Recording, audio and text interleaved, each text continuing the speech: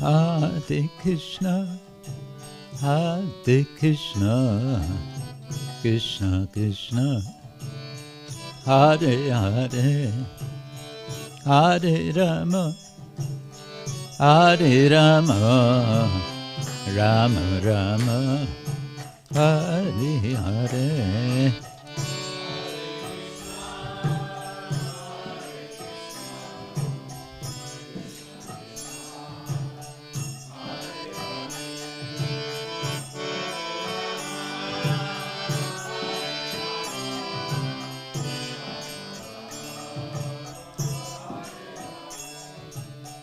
Hare Krishna, Hare Krishna, Krishna Krishna, Hare Hare, Hare Rama, Hare Rama, Rama Rama, Hare Hare, Hare Krishna.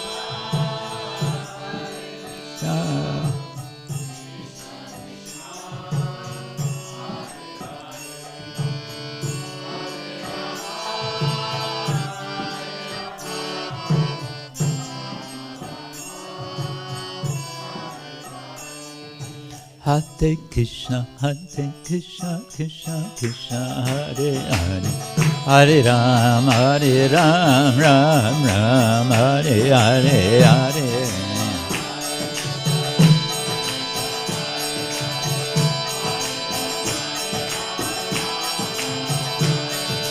Hare Krishna, Krishna Krishna, Hare Hare, Hare Ram, Ram Ram, Hare Hare, Hare Krishna.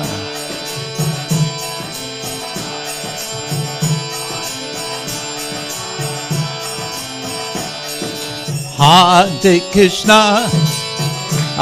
Krishna, Krishna Krishna, Hare Hare, Hare Rama,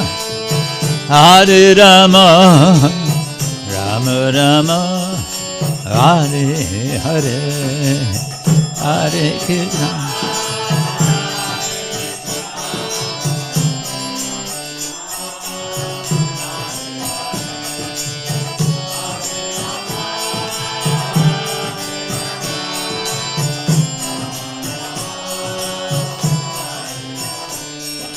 Hare Krishna, Krishna Krishna, Hare Hare, Hare Ram, Ram Ram, Hare Hare.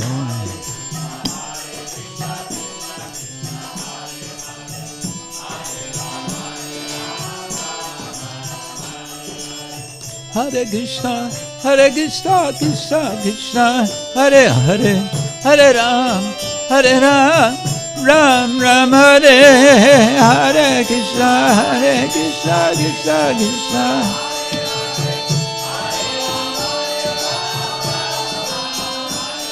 Hare Krishna, Krishna Krishna, Hare Hare, Hare Ram, Ram Ram, Hare Hare.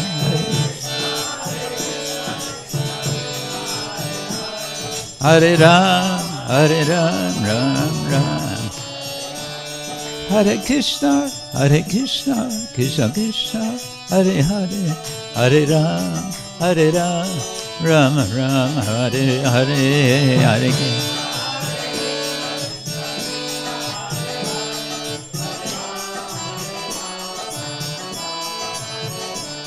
Hari Bol, Hari Bol, Hari Bol, Gaur Hari Bol.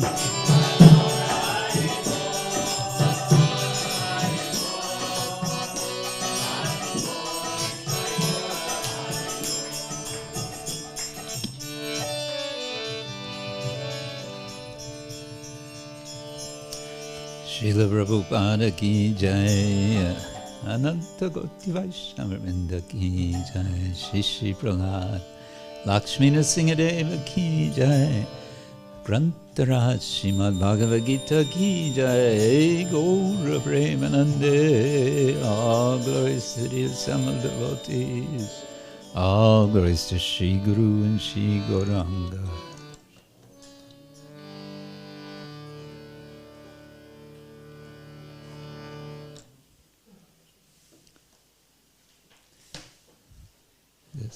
he is still in critical condition.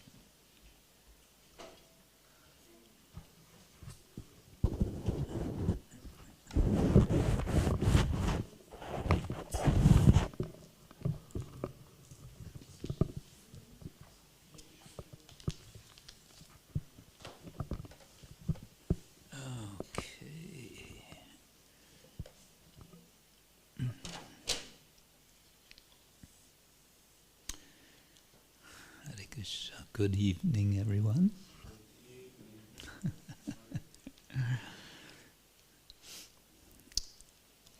Nama Om Vishnu-padaya Krishna Prasthaya Bhutale Śrīmate Bhakti-vedanta Swamin iti namine. Namaste Saraswate Deve Gauravani Pracharine Nivishesha Shunyavadi Paschatya Deshatarine Manchakalpatarubhyascha Kripa Sindhubhya evacha Patitanam Pavanebhyo Vaishnavebhyo Namo Namaha. Hey Krishna Karana Sindhu Dinabandhu Jagatpate Gopesha Gopika Kanta Radha Kanta Namostute Tapta Kanchana Gaurangi Radhe Vrindavaneshwari Vrishabhanu Sute Devi Pranamami Hari Priye. Jai Shri Krishna Chaitanya Prabhu Nityananda Shri Advaita Gadadhar Shri Vasari Gaura Bhakta Vrinda. Hare Krishna Krishna Krishna Hare Hare Hare Rama Rama Rama Hare Hare. This evening we are reading from Bhagavad-gita as it is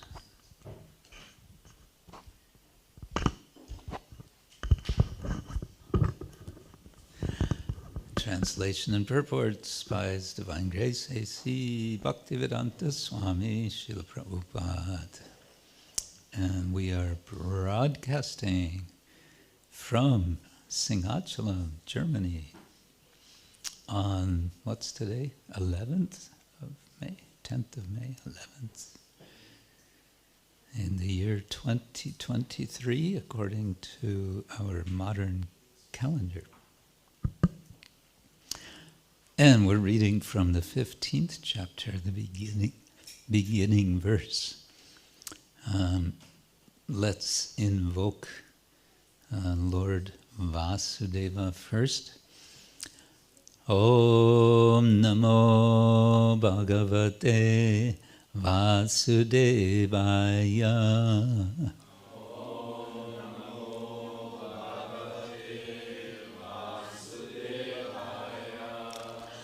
Om Namo Bhagavate Vasudevaya.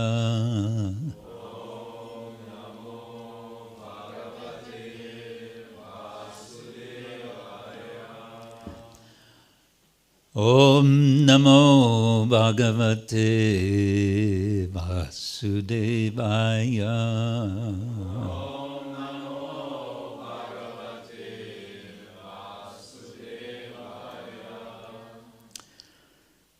So, chapter 15, the yoga of the Supreme Person, Purushottama Yoga.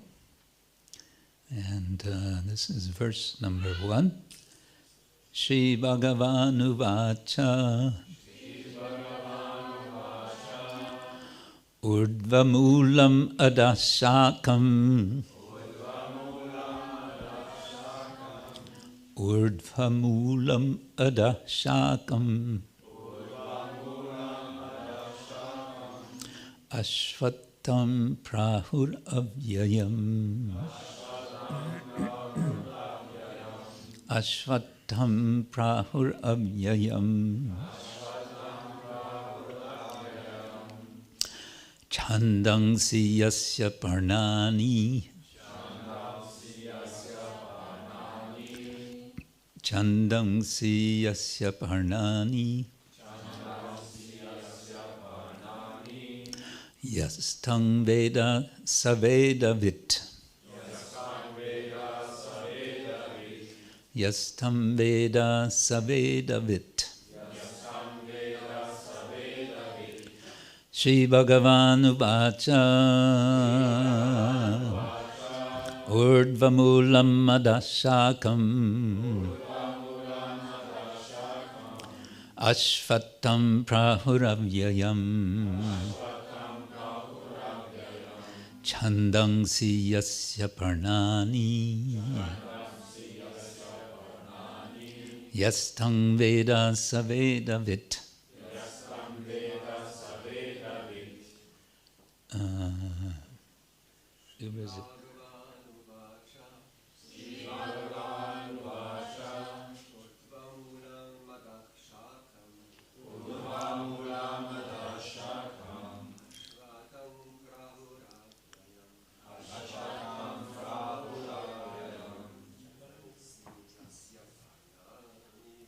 Chandāṁsi yasya parṇāni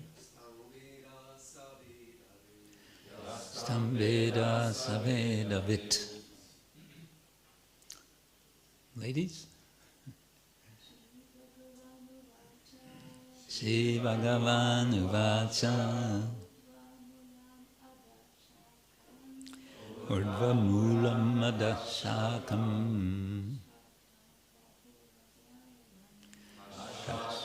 prāhur avyayam chandāṁsi yasya parṇāni yastāṁ veda sa veda-vit. śrī-bhagavān uvāca ūrdhva-mūlam adhaḥ-śākham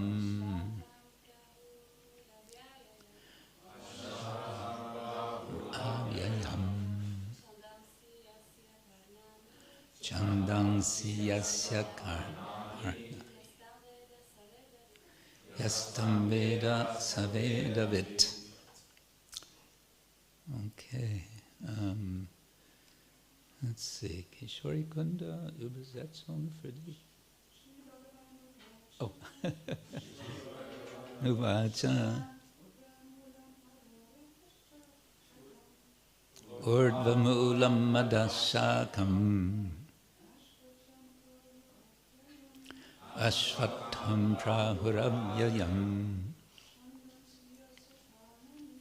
chandāṁsi yasya parṇāni yastāṁ veda sa veda-vit. Oh, okay. Then you're going over there. Gibt's deutsche Übersetzung? Björn, okay. Gut. Right. śrī-bhagavān uvāca. The Supreme Personality of Godhead said, ūrdhva-mūlam, with roots above, adhaḥ, downwards, śākham, branches, aśvatthaṁ, a banyan tree. Prāhur is said, avyayam, eternal, chandāṁsi, the Vedic hymns, yasya, of which, parṇāni, the leaves, yaha, anyone who, Tam, that. Veda, knows. Saha, he. Veda-vit, the knower of the Vedas. Translation and purport by His Divine Grace, Srila Prabhupada.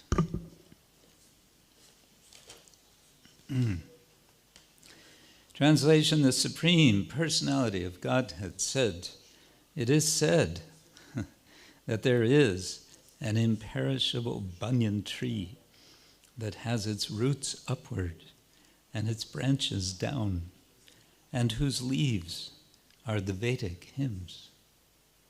One who knows this tree is the knower of the Veda." One thing strikes me as I just read the translation is we have śrī-bhagavān ūvāca, so the Lord is saying, this is how it is. But what is He saying? He's saying, it is said. Who says? It is said. Prāhur. So these are both forms of the same verb, vach, uvāca. From vach we get uvāca for the singular past, and then prāhus is, I believe it's literally they say.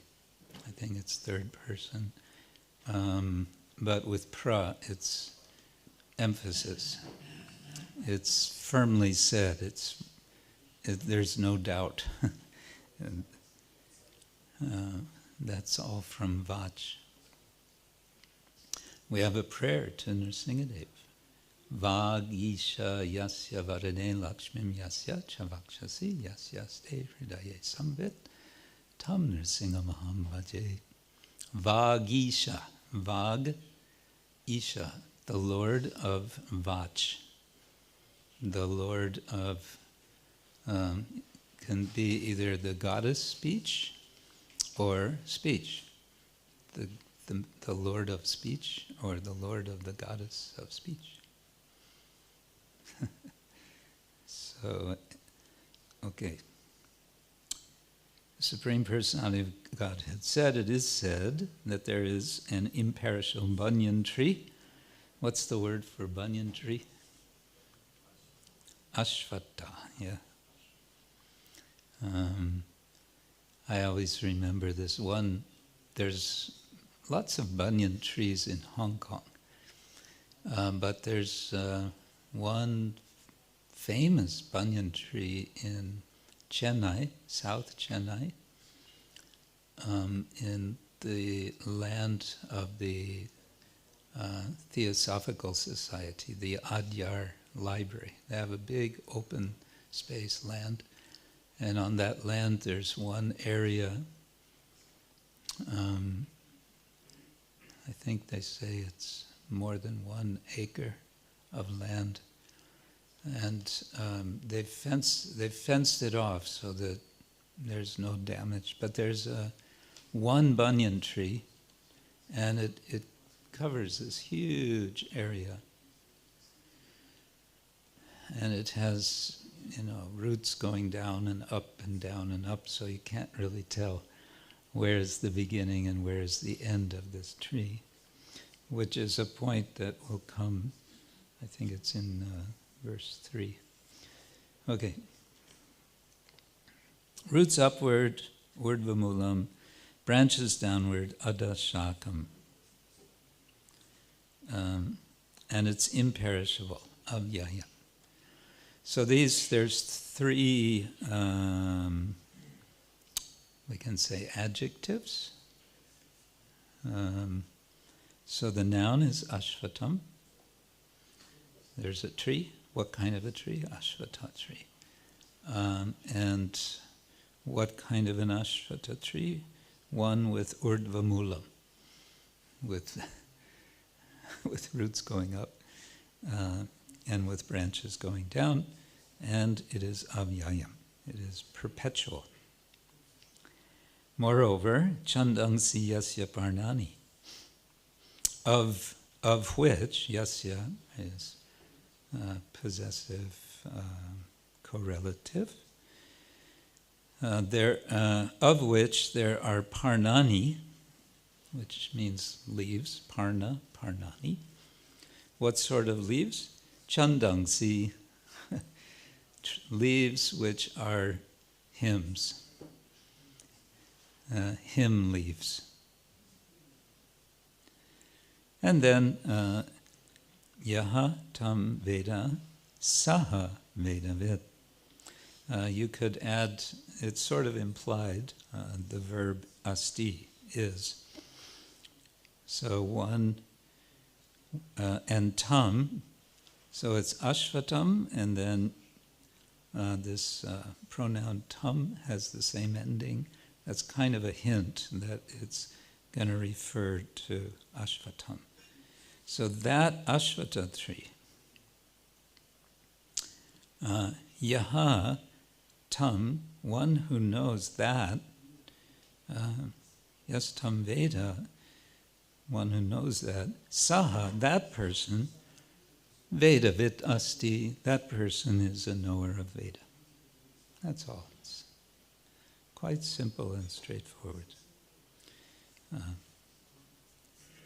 All right, purport.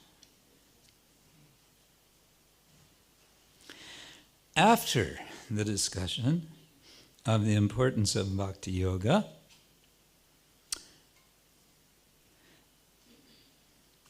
one may question, what about the Vedas? It's explained in this chapter that the purpose of Vedic study is to understand Krishna. Therefore, one who is in Krishna consciousness, who is engaged in devotional service, already knows the Vedas. Okay. In the second chapter, there's a verse. Yam imam pushpitam vācam pravadantya vipaschita veda-vādarata partananya astiti vadina. Krishna's kind of making fun of those who are thinking that Vedas are everything. Veda-vādarata. And he's kind of, you know the word sneer, to sneer? He's kind of like, he's kind of minimizing the value of the Vedas, because he says, yam imam pushpitam vācam. They're pushpita, they're flowered. They sound really impressive, the Vedas. The Rig Veda hymns, some of them are really quite charming. And it's quite amazing poetry, and some of it is so amazing you can't understand what it's saying. But it can be quite charming. Anyway, Krishna is saying, na anyat asti iti vadin. There are people who think that the Veda is everything. And here, Prabhupada's explaining that those who know, who are Krishna conscious, they already know the Veda. The entanglement of this material world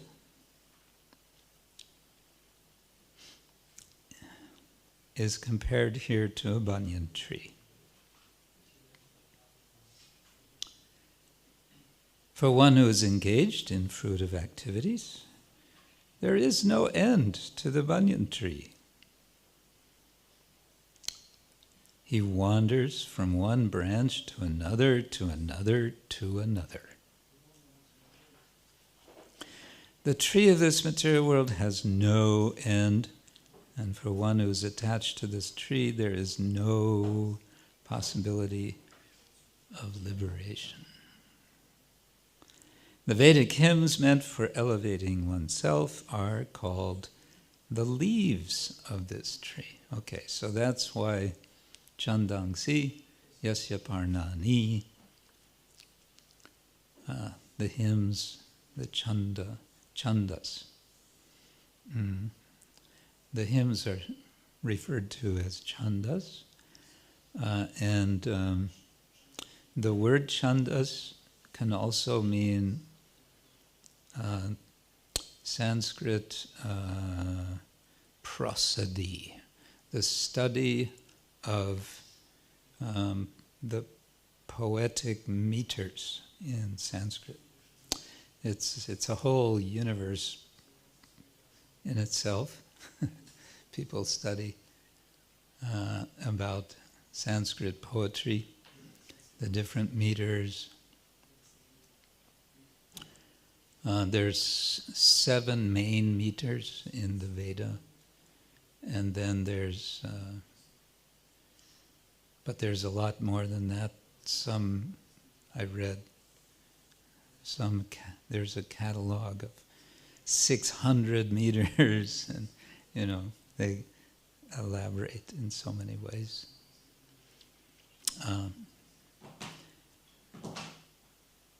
Of course, in the Bhagavad-gita, we mainly have what is it called? We have anushtup meter and one other. Anyone know what it is? One other type of meter. The next verse is going to be in a different. It's called trishtup. Trishtup. Another meter is Gayatri. Gayatri is a meter. Specifically, it has, it's similar to Anushtup. Anushtup has 8 syllables per line, but it has 4 lines. Gayatri has 8 syllables per line, and it has 3 lines. So if anyone asks you, if you get caught somewhere and challenged, you will know. Yeah, there's others. Chintamani prakara satma sukapariksha laksha briteshu surabhira vipalayantam. That's Vasanta Tilaka, it's called, the ornament of spring. And that's, I think, 14 syllables in a line. But it's not just numbers of syllables in a line, it's also relations of short and long. So, what is it called? Lagu and Guru. Rasva, Dirga. The other one that's a lot of fun is Shardula Vikridita, which literally means the prancing of a tiger. Shardula Vikridita. So, Krishna Kirtana Gananartana Paro Prema Mridam Bonidi. Shardula Vikridita. Dira Jana Priyo Priyakaro Nirmatsaro Pujita. That's all chandas, but also the hymns are called chandas. As opposed to, or in contrast to, bhasha, and this is not bashar, this is bhasha. Bhasha means ordinary language, our daily use of language, that is bhasha. So, Braja Bhasha is just the language of Braj. Bengali Bhasha. And that's different, not to be mixed up with Bhāsya. Bhāsya is a commentary, usually a Sanskrit commentary, on some text, any sort of text commentary. So Prabhupada calls his Bhāsya purports. Right. So the Vedic, what are the leaves of this aśvattha tree? The Vedic hymns. The Vedic hymns meant for elevating oneself are called the leaves of this tree. This tree's roots grow upward. Why? Because they begin from where Brahmā is located, the topmost planet of this universe. If one can understand this indestructible tree of illusion, then one can get out of it.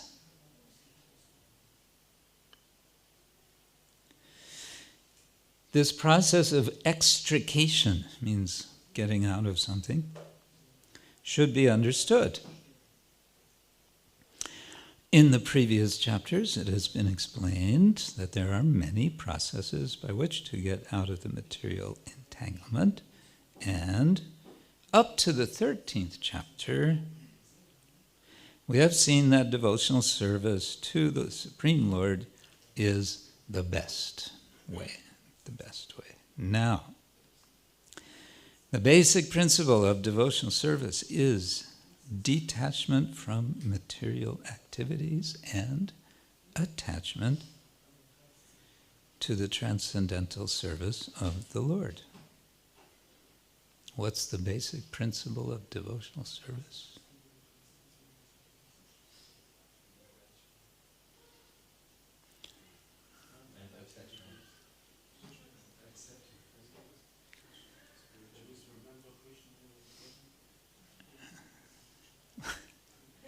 You're giving a purport to what Prabhupada is saying. Yes. The basic principle of devotional service is detachment from material activities and attachment to the transcendental service of the Lord.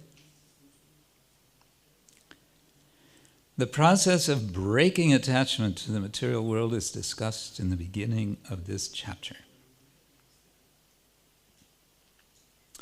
The root of this material existence grows upward. This means that it begins from the total material substance, from the topmost planet of the universe. From there, the whole universe is expanded with so many branches representing the various planetary systems. The fruits represent the results of the living entity's activities, namely religion, economic development, sense gratification, and liberation.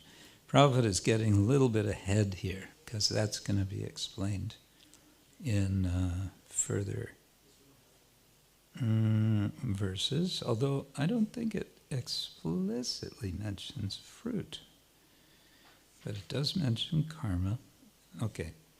Now, there is no ready experience in this world of a tree situated with its branches down and its roots upward, but there is such a thing.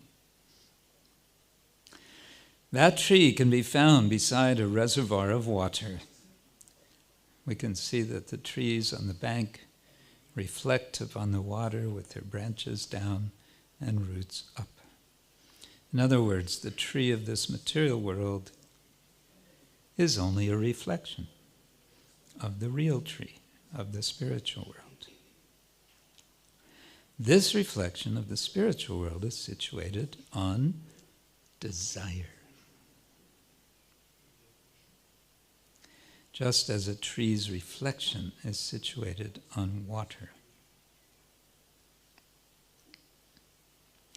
Desire is the cause of things being situated in this reflected material light. One who wants to get out of this material existence must know this tree thoroughly through analytical study. Then he can cut off his relationship with it. Now, at this point, before I finish the purport, I'm going to wonder aloud, and maybe you can help me out. In the verse, one of the features of the aśvatthaṁ being described is that it is avyaya.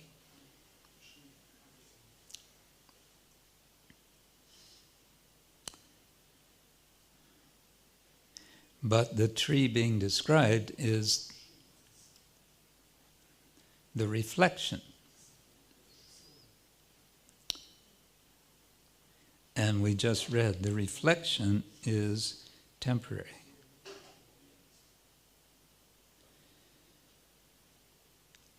Is that a contradiction or? Yes, Bjorn. What comes to my mind, maybe if you throw a stone into the water, then you can see the reflection, but the leaf tree is still standing. Yes. Okay. It seems that Krishna is sort of blending two things together in this verse. Yes, there's the eternal tree, and there's the reflection, and he seems to be talking about both in one, so to say.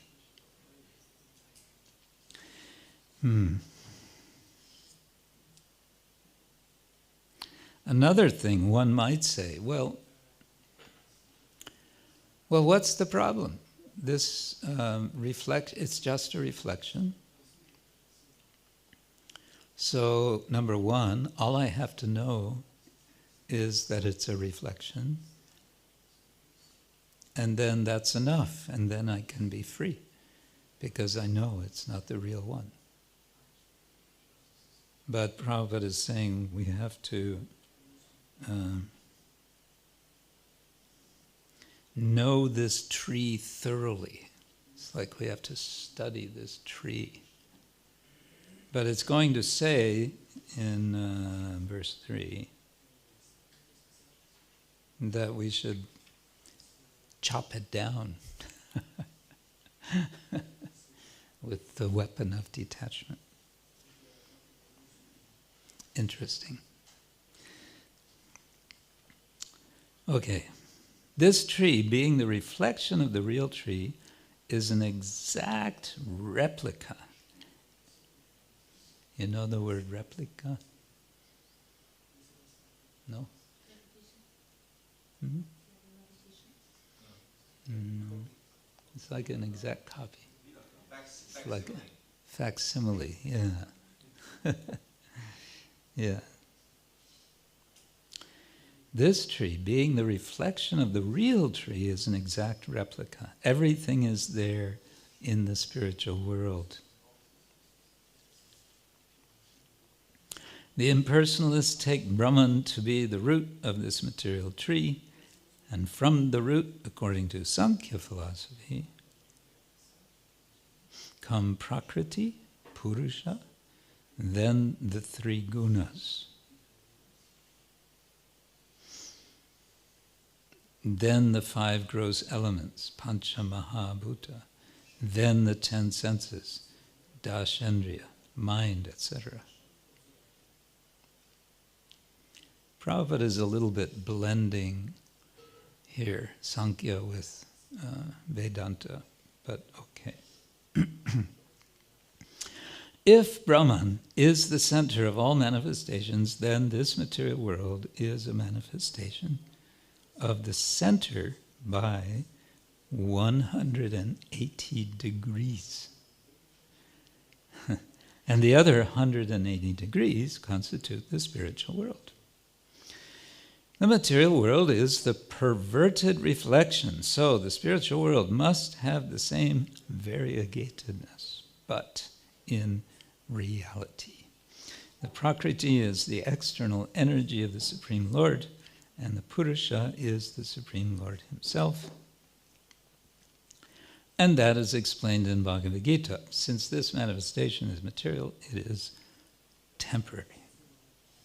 A reflection is temporary, for it is sometimes seen and sometimes not seen, but the origin from whence the reflection is reflected is eternal.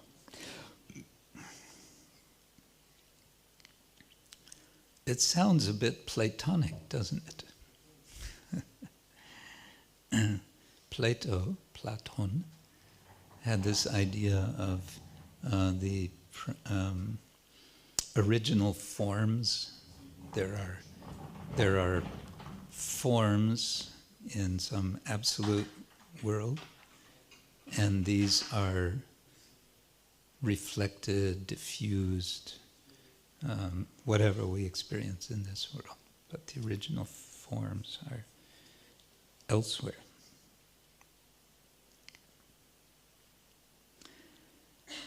The material reflection of the real tree has to be cut off. When it is said that a person knows the Vedas, it is assumed that he knows how to cut off attachment to this material world. Okay. If one knows that process, he actually knows the Vedas. One who is attracted by the ritualistic formulas of the Vedas is attracted by the beautiful green leaves of the tree. He does not exactly know the purpose of the Vedas. The purpose of the Vedas, as disclosed by the Personality of Godhead himself, is to cut down this reflected tree and attain the real tree of the spiritual world. And so ends Prabhupada's purport to this verse. When there's a longer purport like this, I'm tempted to end there and say, so, are there any questions? Any comments? Yes.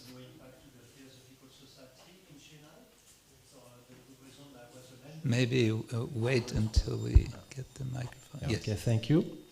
I would like to make a short comment about the Theosophical Society in Chennai. In the time I was there in Madras. You've been there. I was myself for 3 years a member of that Theosophical Society between the year 1969 1972. So I would like to add something. The banyan tree, yes, and also the park. Actually, the old park has a very strong, I will dare to use the word more than the word energy. There is a strong magnetism in that place. And for a good reason is that Blavatsky at the time in 1975, when it has been founded, they chose that specific place in 1975 because some people can see through the astral plane, actually. It was a strong magnetism coming from the ground, from that place. So it was, and it is a very powerful place, definitively. Last time I was there is only 3-4 years ago. I just come back also 3 months ago from India. So Krishnamurti actually was very well known until the 70s and 80s. Yeah. They won't put that man as a guru of the place. But he left the Theosophical Society. Yes, he was only 19 years old, which was actually, unfortunately, a big blow for the Theosophical Society. That is what I wanted to add. But myself, I also practice meditation in that park because it's a special place with a young Indian boy in that time, something like 10 years ago.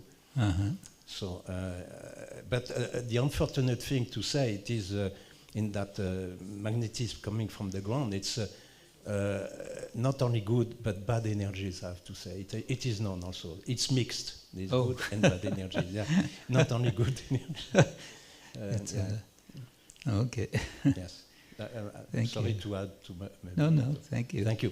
Thanks. But since you're mentioning that place, I also visited there in 2017.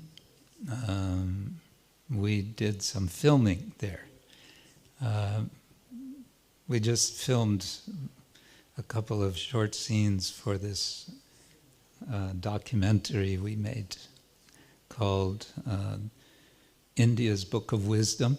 It's about the śrī-bhagavān. You can find it on YouTube. Just search India's Book of Wisdom and you'll find. And yeah, we filmed a little bit there, but it was a bit of touch and go because it wasn't exactly. We didn't have any formal permission to film. And sometimes in India they're very nervous about that. So we had to kind of, quick, okay, now, do it, before anyone comes. Anyway. Yeah. They have a nice library. The Adyar library is quite famous. Indological library. Yes. Thank you very much for the explaining. Guru-Maharaj, I would like to ask you, may you could please say some words to this topic connected to the so-called spiritual part of this tree we hear, but somehow it's for myself not so clear what is this or where is this or how it exists or what is this part of the spiritual tree of this aspect? Well, first I think we want to understand what's called an extended metaphor. So in the 13th chapter we got an extended metaphor of what is the phenomenal world, to use fancy term, with a field, a kshetra. So many different aspects, elements, senses, the essentially body, but also other features are there. And all of that is described as a kshetra, to contrast it with kshetrajñā, the knower of the field. And then, what is it? Kshetrajñā chapi bhutani. There's another knower of the field who knows all fields. So it's making these distinctions. There's the field, there's the knower of the field, and there's the super soul who knows all the fields. So it's all, after reading that, you're not supposed to go out, where is that field? Where is that field? Well, it's it's a metaphor. Similarly, this is a metaphor. So we don't go, oh, now I'm liberated from the material tree, now where's the spiritual tree? I don't think that's exactly the point. The emphasis is on the entanglement. We get entangled in an illusion, which is like being entangled. So it's like, it gives something we're familiar with. We're familiar with trees. We might not be familiar with aśvatthaṁ trees, but in India, people know, in East and South Asia. So otherwise, what's the spiritual world like? Well, Lord Brahmā says in Brahma Samhita, what is it? Shriya kanta kanta parama purusha kalpataramo druma bhumis chintamani ganamayi toyam amritam kata ganam natyam gamanam apivam shri priyasaki chidanandam jyoti paramapitata cha paramana cha.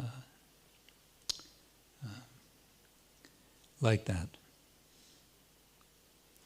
And that's another meter, by the way. I don't know the name of it, but it's the same one as Jagannatha Swami Nayana Patagami Bhavatu Me. It has 4 short syllables at the end.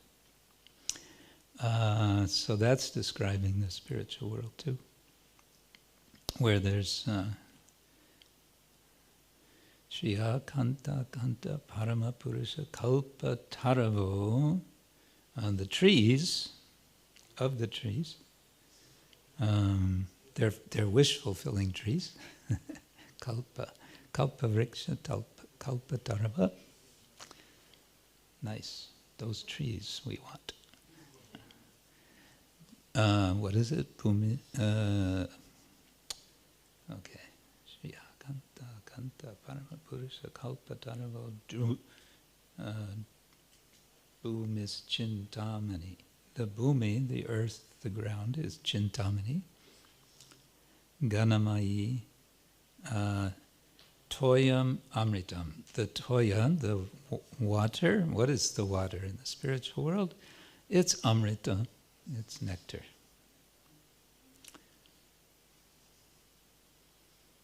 Nice.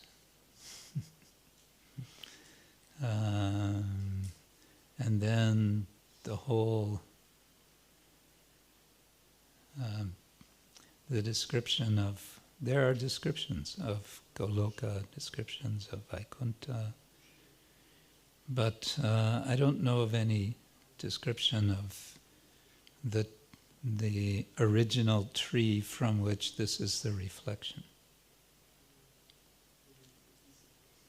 Maybe there is. There's a lot of description of Vrindavan's trees. When we were in Govardhan in February, we had this nice retreat, and we made a pilgrimage. We took a bus to Biharvan,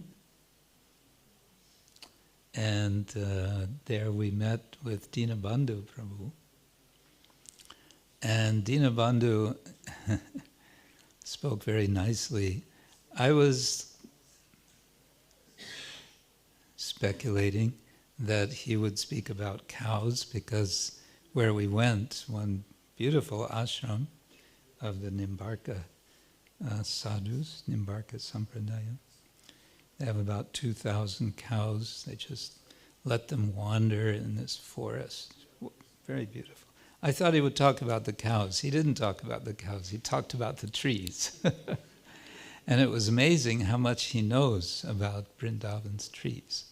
Different kinds of trees, and when they blossom, and what kind of blossoms, and what kind of... And also birds. He was talking a lot of birds. And then I asked him later, how is it you know all this? And he said, well, when he was living at Vrindakunda, when they were developing Vrindakunda in the early days, he was living there, I think, for a couple of years. And he just got to know all of this about the trees and the birds and the nature.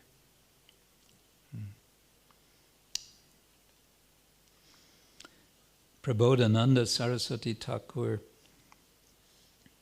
talks a lot about the trees in Vrindavan.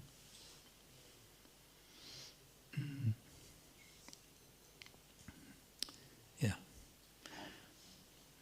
Bashar. Maharaj, one thing comes to my mind while comparing the reflection of the tree, the material world, to the reflection of the tree. How much Prabhupada used to give analogies, describing describing some spiritual truths and with material analogies. So I asked myself the question when you said this, when you read from the Purport, the principle that to detach from the material something, I forgot, I'm paraphrasing now, and develop attachment to the devotional service.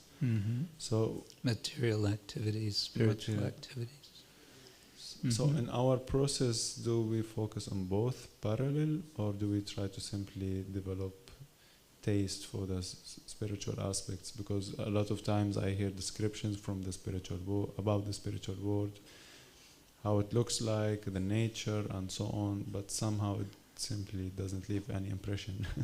Meaning it doesn't get stick to the brain. So could you say something?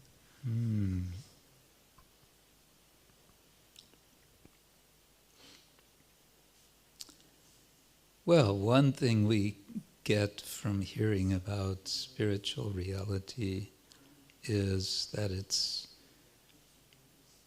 both similar to and different from what we experience. And that's kind of what the point Prabhupada is making in the purport. Part of what he's saying is, and kind of that's the whole idea of the tree analogy is, so we, again, take the tree, we know about trees, and then he extends the analogy by saying, just like you look at a tree on the opposite bank of some lake and you'll see the reflection and it's upside down and so on. So we might imagine where you look across and for some reason you can't see the actual tree. All you see is the reflection.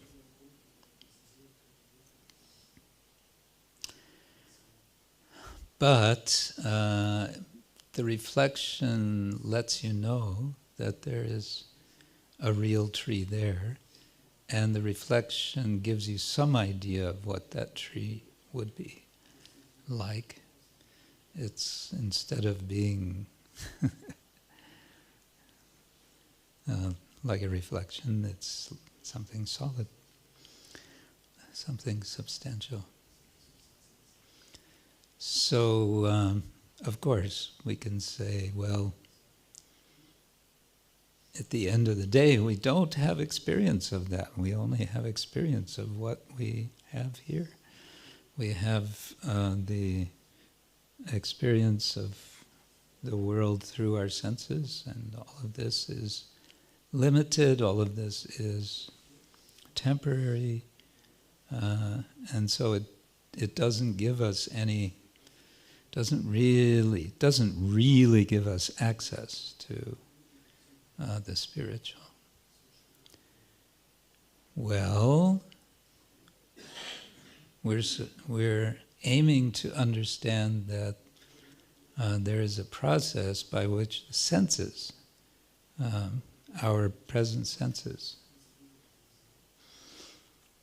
can actually become purified so that we can actually experience with the senses. Atah Shri Krishna namadi na bhavet grahyam indriyahi sevanmukehi jihvado svayameva spurati adhaḥ. Yeah. And beginning with the tongue.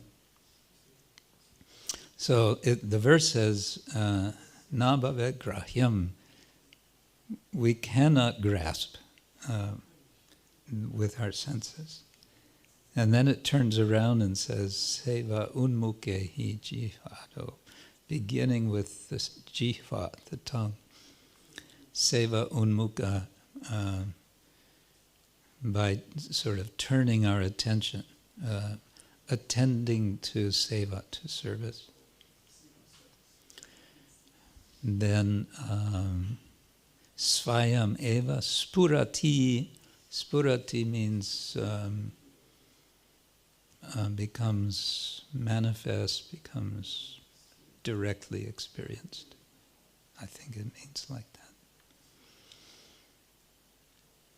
And therefore we want to sort of suspend our disbelief, where we think, no, everything around, it's just material. That's our disbelief. We want to try to suspend that and say, well, what if it's actually spiritual? Could it be that it's spiritual? Could it be that actually everything I see, hear, taste, touch is Krishna? And what if I could allow what if my senses could become innocent instead of always being extensions of my desire, my motivations, and whatnot? What if my senses could really just be instrument of Krishna's senses? And then I would see everything, experience everything as Krishna.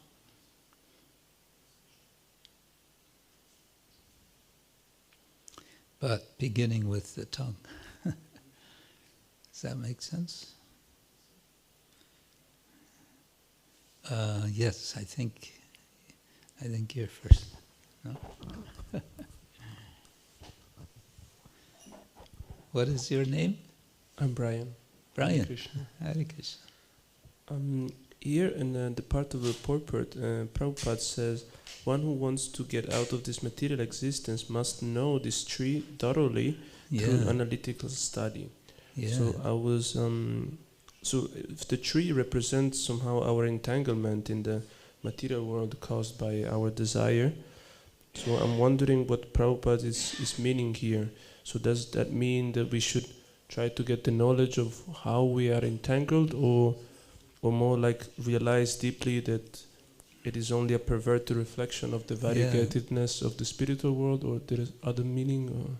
No, it's a very good question, and I was kind of thinking that as I was reading it. It seems you could take it both ways.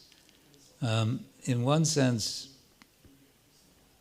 it's like a hopeless case. The whole point of the analogy is that it's such material world is such an entangling place that you never are going to figure out how you're entangled.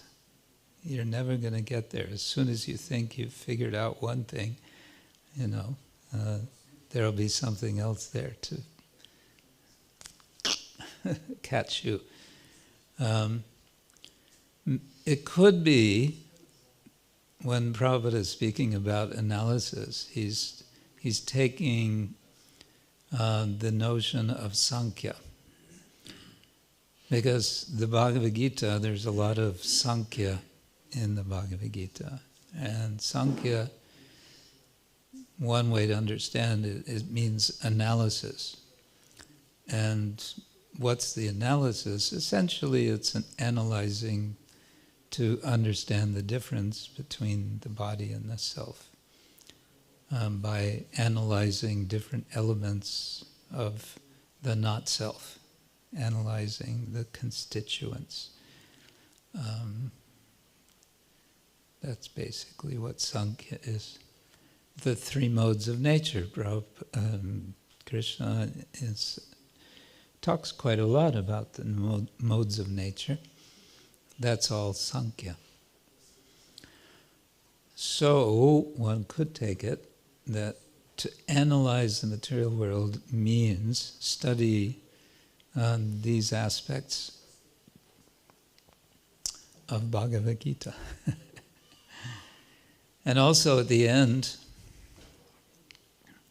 of chapter 18, it's one of those many verses I always wanted to learn and never did. Krishna says, studying this Bhagavad-gita is using your intelligence.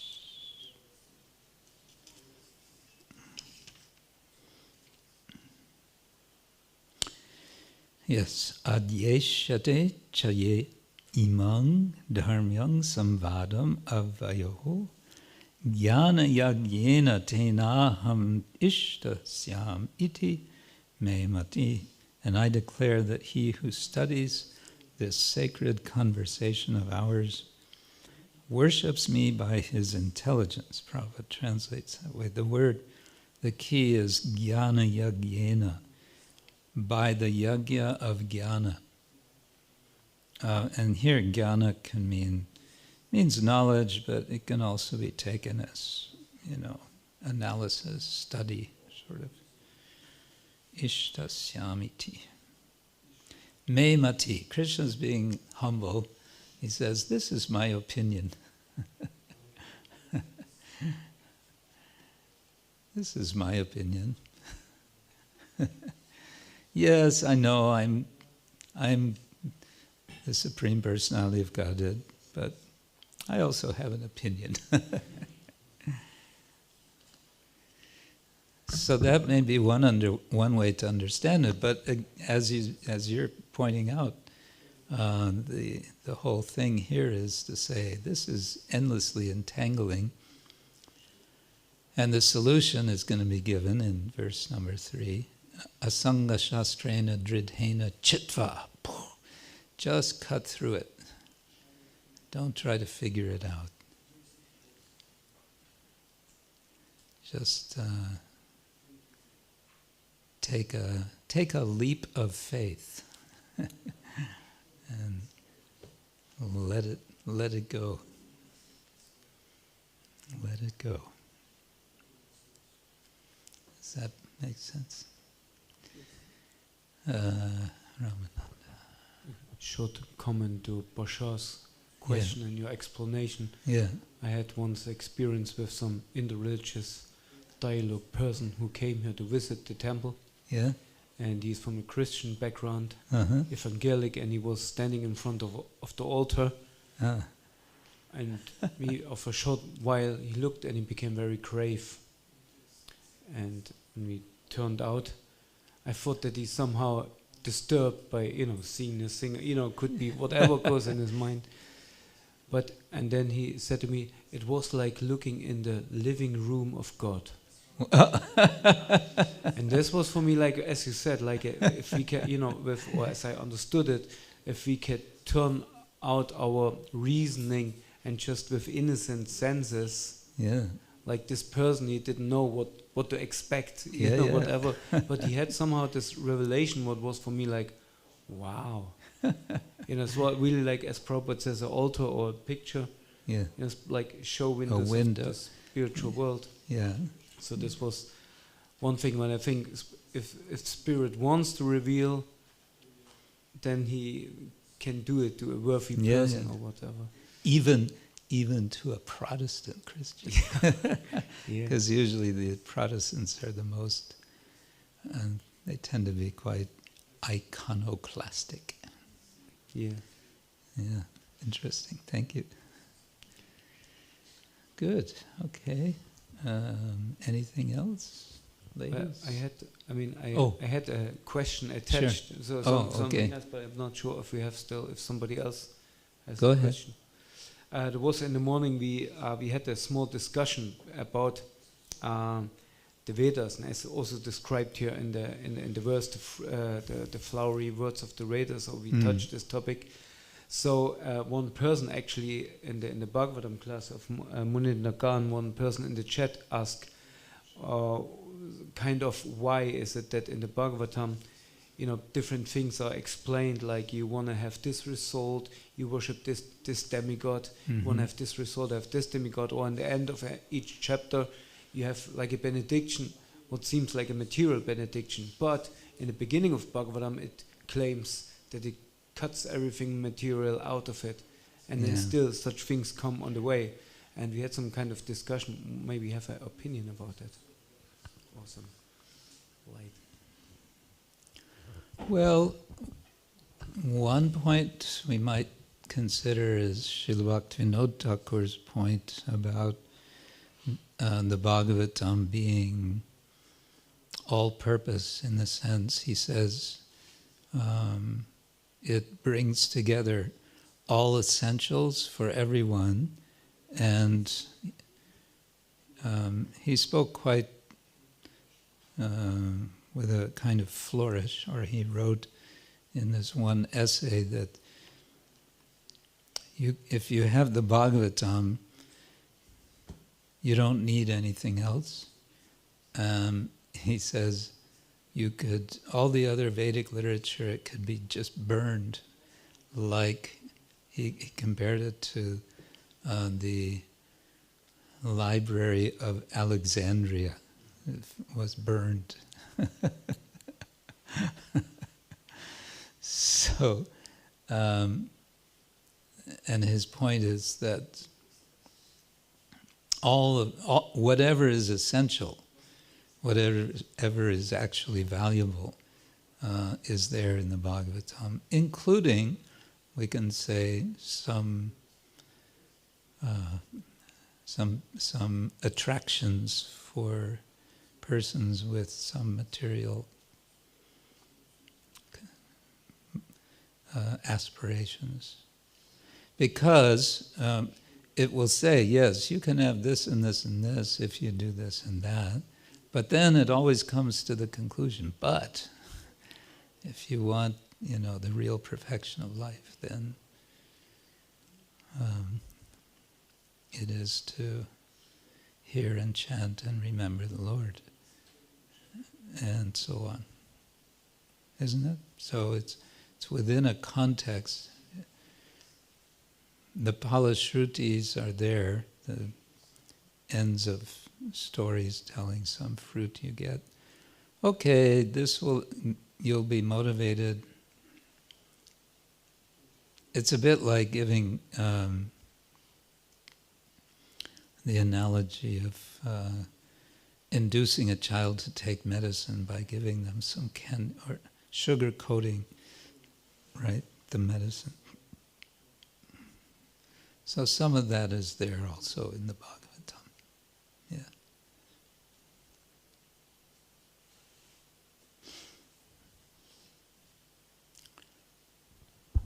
I would like to ask something to the discussion.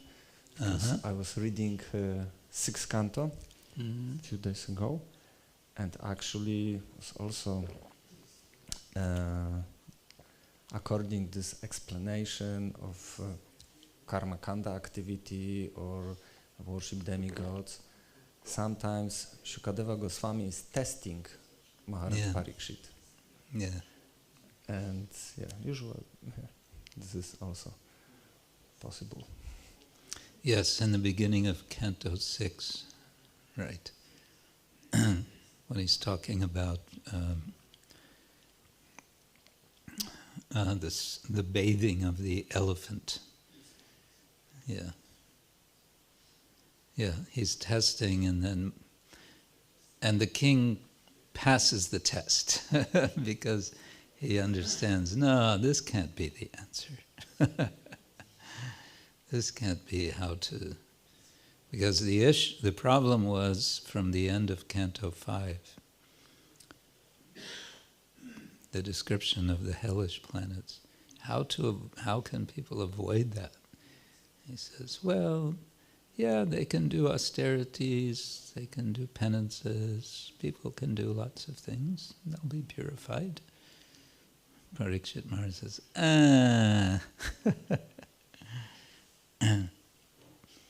not enough.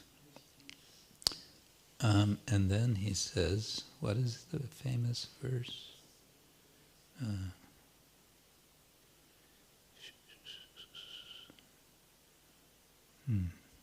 Anyway, by practicing bhakti-yoga, then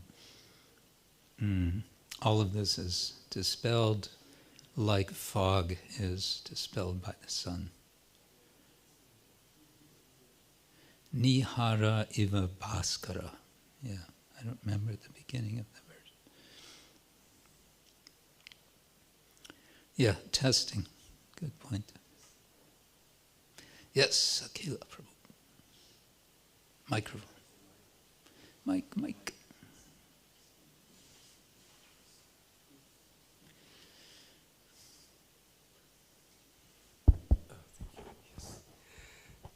When you talked about the term jump of faith, I was thinking, well, we know how right the situation is in Krishna consciousness, and we try to practice it, but still we are not really surrendered.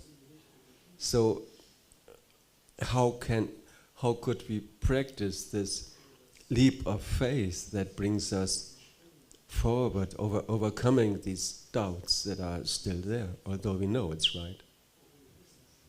I know it's right, but I can't do it. Well, it's, as Prabhupada would so many times say, it's a gradual process. Be interesting to do a little Veda-based search, how many times Prabhupada uses the word gradual and gradually. And then we wonder, okay, how gradual? How slow, how fast? I want it to go faster. And there's no specific. Prabhupada would say sometimes you can become fully Krishna conscious in 1 second. Okay. So your question is how to keep going even though we're not getting that? Or how to make that leap? How to make the leap? Well, practice little leaps. Little leaps of faith. Yeah, sometimes it's good that we do things a little out of the ordinary, out of our usual, what's the word? Our comfort zone. To step outside our comfort zone. Take up little challenges that come our way. I think if we're a little awake to it, we can appreciate, oh, Krishna's giving me an opportunity here to take a step outside my comfort zone. Okay, maybe I should do it. And then each time we do that, that brings some reassurance, some new impetus, and it prepares us. We can take bigger leaps. Because one day we're going to have to take one really big leap, right?